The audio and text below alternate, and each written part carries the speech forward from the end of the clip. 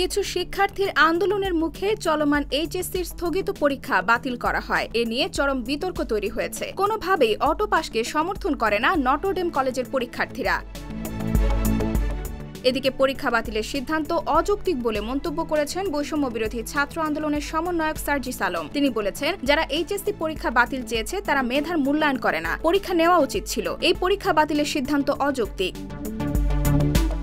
তিনি বলেন, পরীক্ষা বাতিল করার বিষয়কে আমরা কখনোই সমর্থন করি না, কারণ পরীক্ষা ছাড়া একটা শিক্ষার্থীকে কখনোই মূল্যায়ন করার সুযোগ নেই। যারা প্রকৃত মেধাবী, যারা সারা বছর ধরে পড়াশোনা করেছে, এই পরীক্ষা ছাড়া মূল্যায়নের মধ্য দিয়ে তাদের নিরুৎসাহিত করা হলো।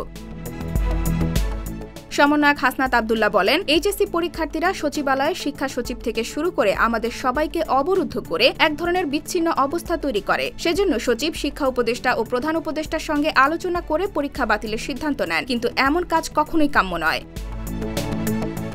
সুতরাং আমরা চাইব আর কখনোই এ ধরনের ডিসিশনের যেন পুনরাবৃত্তি না ঘটে, সেটা চাপে পড়েই হোক বা যে কোনো কারণেই হোক। চলতি বছর এইচএসসি ও সমমানের পরীক্ষা শুরু হয়েছিল ৩০ জুন, কিন্তু কোটা সংস্কার আন্দোলনের মধ্যে দেশ জুড়ে সহিংসতা ছড়িয়ে পড়লে ১৮ জুলাই থেকে পরীক্ষাগুলো স্থগিত হয়ে যায়। সেই স্থগিত পরীক্ষাগুলো ১১ সেপ্টেম্বর থেকে শুরু হওয়ার কথা ছিল। সেজন্য নতুন সূচিও প্রকাশ করেছিল কর্তৃপক্ষ, কিন্তু এর মধ্যে পরীক্ষা না দিতে আন্দোলনে নামে শিক্ষার্থীদের একাংশ।